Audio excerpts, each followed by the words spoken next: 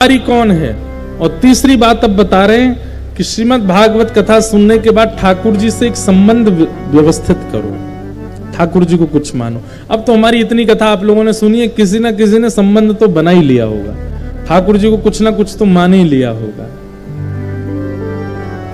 कुछ भी मानो ठाकुर जी को, ठाकुर जी के से एक संबंध तो रखो। ये आपके कौन हैं? महाप्रभु जी से आपका क्या संबंध है? आप उनको क्या मानते हैं? किसी को बताइए मत, पर मन से उसी भाव से जाइए। मान लीजिए आप ठाकुर जी को अपना मामा मानते हैं, जगन्नाथ जी कौन है? हमारे मामा है। क्यों? हमारी माता जी बचपन में इनको भाई मानती थी, तो ये हमारे मामा है। तो उसी भाव से पूरी जाइए कि हम अपने मामा के यहां जा रहे हैं। उसी तरीके से गिनती कीजिए, उसी तरीके से तैयारी कीजिए कि हम अपने मामा से मिलने के लिए जा रहे हैं। आप विश्वास मानिएगा, आज तक आप जगन्नाथपुरी गए तो दर्शनार्थियों की तरह ट्रीट किए गए थे, लेकिन जिस दिन मामा मान के जाओगे ना, उस दिन ठाकुर जी भांजे की तरह ही ट्रीट करेंगे आपको। हमारा भांजो। अब वो कैसे करेंगे, वो अनुभव आपके हवाले छोड़ते हैं। आपको होगा, आपको वो अनुभव होगा कि ठाकुर जी ने भांजा वाला रिश्ता निभाया, स्वयं मामा बने रहे, हमको भांजा मान करके स्वीकार किया ठाकुर जी ने। वैद्यम वास्तव मत्र वस्तु शिवम। पता क्या संबंध कब बिगड़ जाता है? जब आप उसका बहुत प्रचार कर देते हो। बताइए मत। कई लोग बोल देते हैं, महाराज जी ये देखो मेरा गोपाल है, इसको तो मैं बेटा मानती हूं। अरे क्यों बोल रहे हो आप ऐसे? इसको बोलिए मत। और जहां पर आप ये शब्द प्रयोग करते मानती हूं, इसका मतलब वो थे नहीं, आपने बनाए। कोई अपने ही पुत्र को गोद में लेकर के मां कभी ऐसे कहती है, महाराज जी मैं इसको अपना बेटा मानती हूं। घर के लोग क्या कहेंगे? अरे 3-4 महीना पहले तुमसे ही जन्म हुआ, उसको ऐसा क्यों कह रही हो मानती हो? उसके लिए नहीं प्रयोग होता, उसके लिए महाराज जी मेरा बेटा है, स्वीकार कर, मेरी बेटी है, मेरा भाई है, या अब दूर का कोई रिश्तेदार होता है उसके लिए इसको हम भाई मानते हैं। मानते हैं शब्द यूज होते ही वो थोड़ी दूरी बन जाती है। आप ये कहते ही क्यों हैं कि हम किशोरी जी को अपनी बहन मानते हैं, ठाकुर जी को अपने भाई मानते हैं, या उनको अपना वो मानते हैं? मानते शब्द नहीं प्रयोग करना है। संबंध में मानते आती दूरी अपने आप झलक जाती है। मानिए मत। ठाकुर जी से जो संबंध है उसको परिपूर्ण रूप से व्यवस्थित रखिए, वो ही है। मैं एक बात कहता हूं कि कुंती ने भगवान की स्तुति गाई, और भगवान की स्तुति गाते हुए कुंती कहती है, त्वयैव नाथेन मुहुर विपद गणात्। श्रीमद् भागवत में कुंती स्तुति सबसे पहली स्तुति है, और कुंती क्या कहती है? त्वयैव नाथेन, आप ही मेरे नाथ हो और कोई मेरा नहीं है। वहां पर मानते शब्द, ये नहीं कहा कुंती ने मैं आपको अपना नाथ मानती हूं, मानती नहीं है, आप ही हो। संबंध में मानते शब्द का प्रयोग नहीं, और दूसरा प्रचार नहीं, सबको नहीं बताना है। एक जगह गया था मैं, तो मैं पहुंचते पहुंचते उनके घर पहुंचा मैं 11:30 बजे रात को। तो मेरे को बोलते हैं, महाराज जी गोपाल आपका इंतजार कर रहा है, कब से खड़ा है बेचारा। मुझे लगी पता नहीं गोपाल कौन है। ले गए सीधे मंदिर में जाके, ठाकुर देखो कब से खड़ा है, आपका इंतजार कर रहा है। मुझे बहुत बुरा लगा। आप ये शब्द ठाकुर जी के लिए प्रयोग करके क्या बताना चाहते हैं? आपका संबंध कैसा है?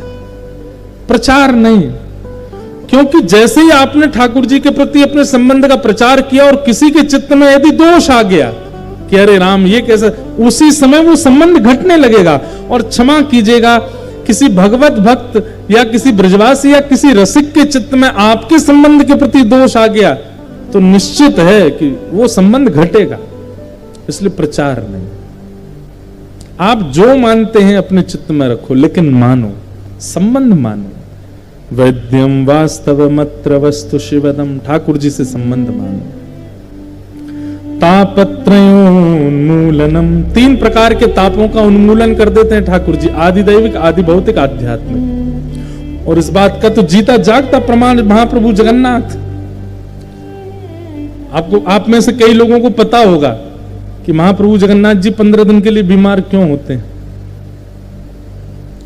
माधवदास भक्त थे ठाकुर जी के, उनको अतिसार का रोग हो गया, पेट का एक रोग हो गया था, रोज मंदिर जाते थे। अच्छा, एक बात तो आपको पता होगी, एक नहीं पता होगी, वो मैं बताऊंगा, सुनो।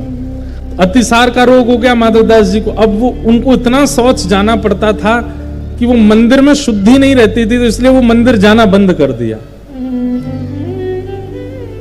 एक तो होता है कि आप ठाकुर जी का दर्शन करने जाते हो, और एक होता है कि ठाकुर जी आपको देखने के लिए बुलाते हैं। भक्ति प्रारंभ होती है, आप महाप्रभु जी को देखने जाते हो, और भक्ति स्थिर होती है, ठाकुर जी आपको खुद देखने के लिए बुलाते हैं। उनका मन नहीं लगता आपको देखे बगैर। माधवदास जी की स्थिति किस स्थिति में आ गई थी? अब ये दर्शन करने नहीं जाते थे, ठाकुर जी को चाव होता था कि माधवदास आए, मैं उसको देखूं। बंधु, ऐसी भक्ति कभी हमारी हो जाए, हम महाप्रभु जी को देखने नहीं जाएं, ठाकुर जी को चाव हो। हमारे स्वामी श्री हरदास जी महाराज की परंपरा का एक भाव हमारे भैया सुना रहे थे। वो बता रहे थे, एक दिन प्राचीन काल की बात है कि श्री जगन्नाथ जी का श्रृंगार हो रहा था। बहुत ध्यान से सुनिएगा।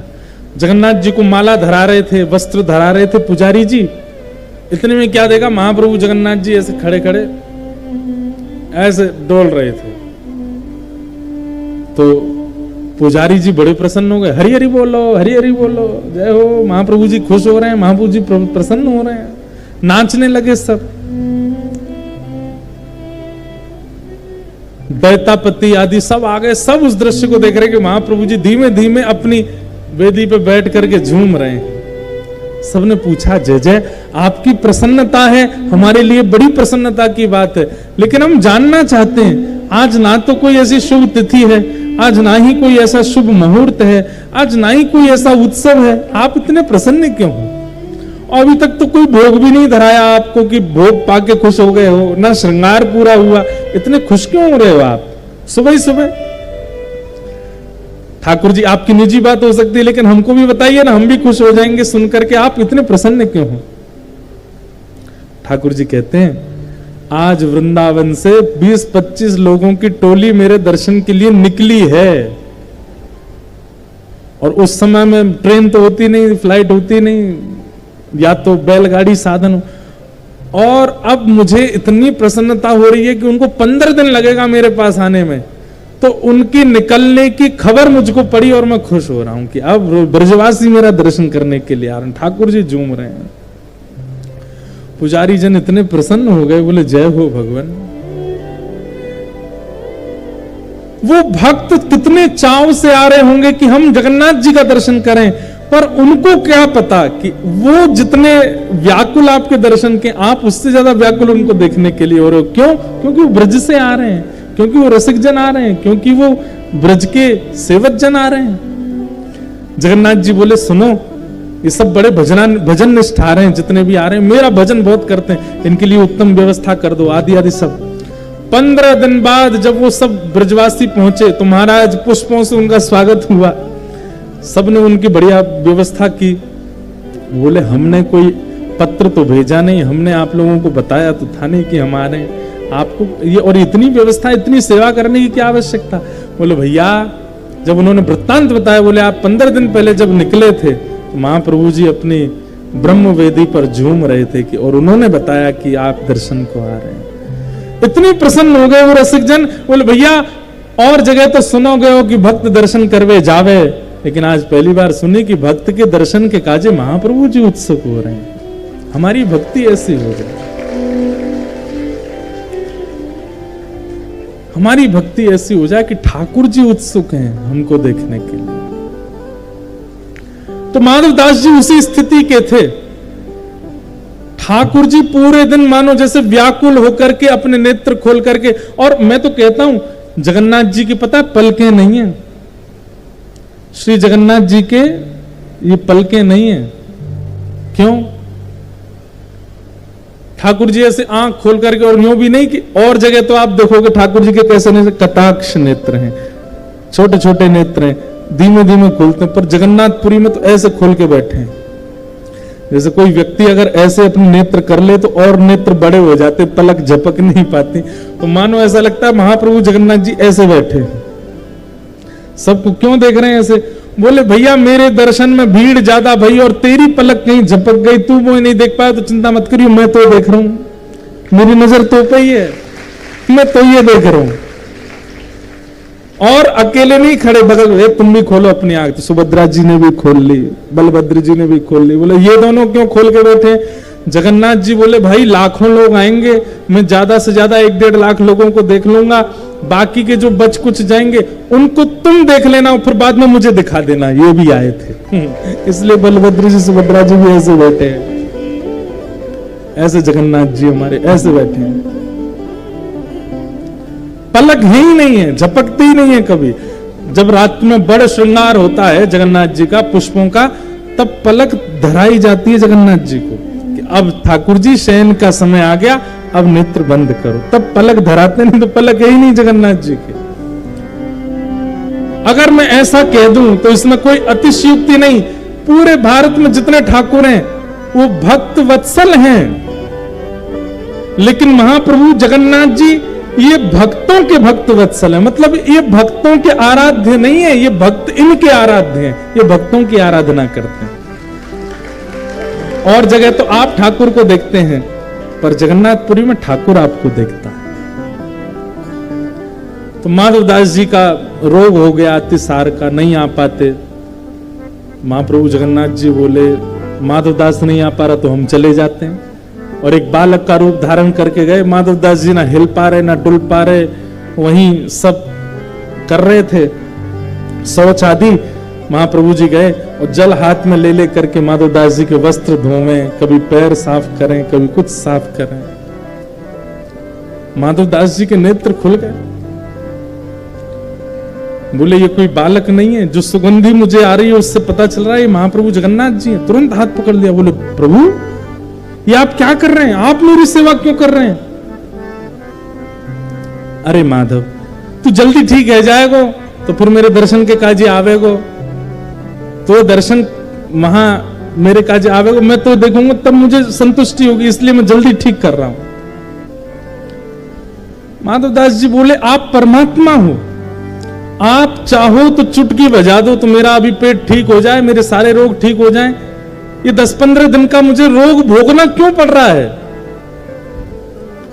ठाकुर जी बोले देखो ये प्रारब्ध है तुम्हारा, किस जन्म का भोग रहे हो तुम्हें नहीं पता, और ये 15 दिन तुम और भोग लोगे तभी तुम्हारे पूर्व के प्रारब्ध नष्ट होंगे। अगर मैं परमात्मा दृष्टि से तुम्हारे 15 दिन के प्रारब्धों को तुमको ना भोगने दूंगा तो इनको भोगने के लिए तुम्हें फिर से जन्म लेना पड़ेगा। समझ में आई बात? यदि अभी आए संकट को तुमने नहीं भोगा तो उसके लिए तुम्हें दोबारा जन्म लेना पड़ेगा। 15 दिन का संकट भोगने के लिए तुम्हें फिर से आना पड़ेगा। माधवदास जी बोले नहीं भगवान मैं सह लूंगा, पर आप मेरी सेवा मत करो, आप चले जाओ। लेकिन ठाकुर जी कहां मानने वाले थे। शाम तक तो माधवदास जी स्वस्थ हो गए, ठीक हो गए, सारा रोग ठीक हो गया। लेकिन माधवदास जी के मन में ये बात चल रही थी कि ठाकुर जी बोल के गए कि ये मेरे प्रारब्ध हैं और मैंने तो अपने प्रारब्ध 15 दिन के भोगे नहीं, फिर मैं स्वस्थ कैसे हो गया। अगले दिन जैसे ही आप स्नान ध्यान करके, ठाकुर जी का आज मनोरथ था क्या, स्नान पूर्णिमा, स्नान पूर्णिमा का दर्शन किया, और स्नान पूर्णिमा के बाद तभी क्या होता है, ठाकुर जी बीमार हो जाते हैं।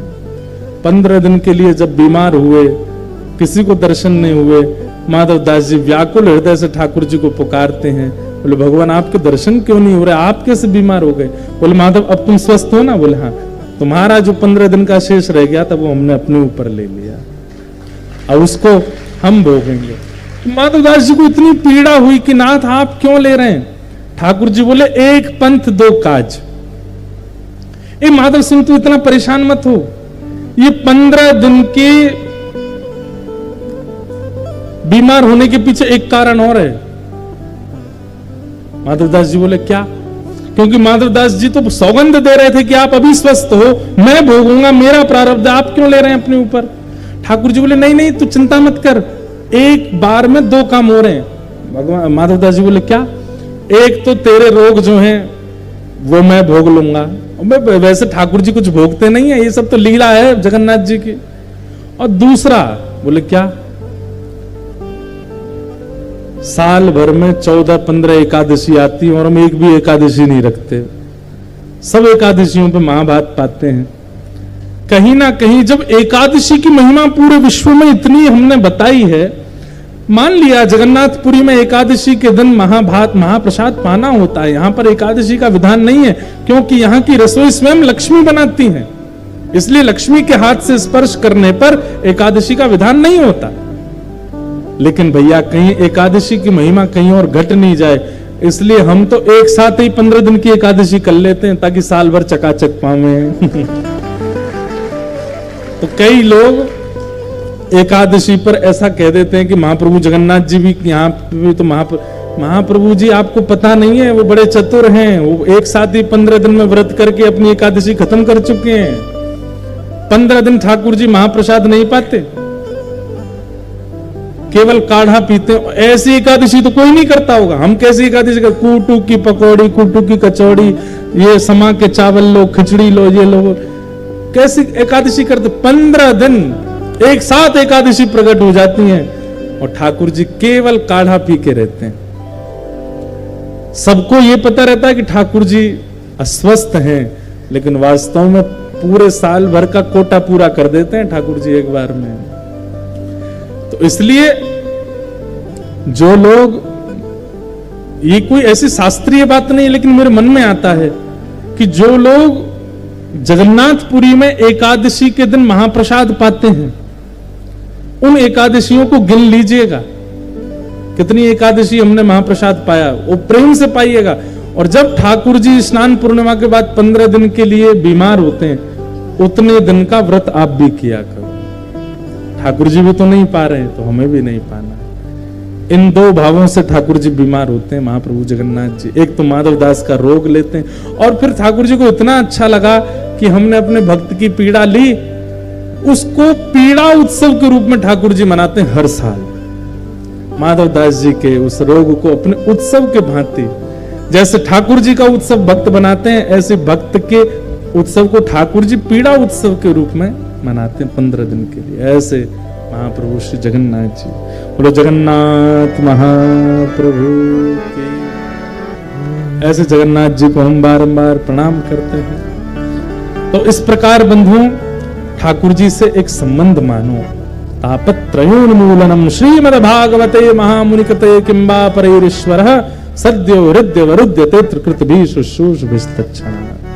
महाप्रभु जगन्नाथ जी को हम बारंबार वंदन करते हैं। और आइए बड़े प्रेम और भाव से आज के मंगल भाव को विराम देते हैं। आज भी थोड़ा विलंब हुआ कथा में, पर कल से बिल्कुल समय से आएंगे हम। आज का भी कारण एक कुछ निजी है हमारी परिकर में से, पर ठाकुर जी सब अनुग्रह करेंगे, सब मंगल में होगा। तो आइए महाप्रभु जगन्नाथ जी को प्रणाम करते हुए आज के मंगल भाव को हम लोग विराम देते हैं। हे भजो मुकुंद माधव मुरारी, भजो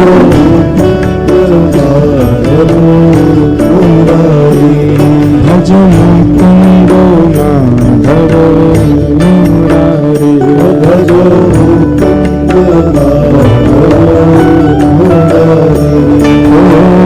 गिरधारी बनवारी,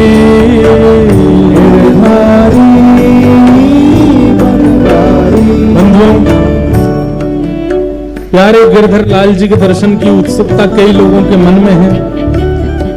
तो मंगलवार को यानी कि परसों श्री गिरधर लाल जी का दर्शन होगा, लेकिन जहां हम और लाल जी विराज रहे हैं वहीं आके आपको दर्शन करने होंगे। 11 बजे से लेकर के और 1 बजे तक सुबह के सत्र में दर्शन होंगे। स्थान का नाम अभी आरती के बाद आपको बता दिया जाएगा। बहुत संख्या में आप लोग आएंगे तो थोड़ी असुविधा हो सकती है। जितने लोग उस दिन दर्शन कर लें, बाकी हम एक दिन और दर्शन का रखेंगे, तो उस दिन दर्शन कीजिएगा मंगलवार को, और एक दिन और किसी दिन, और एक दिन ठाकुर जी को प्रयास करेंगे यहीं आ जाएं तो यहीं सबका जड़ा दर्शन हो जाएंगे। तो परसों मंगलवार को दर्शन का नियम है, समय और स्थान। समय तो 11 से 1 बजे तक और स्थान अभी यहां से बताएंगे आरती के बाद। तब तक गाइए जय जगन्नाथ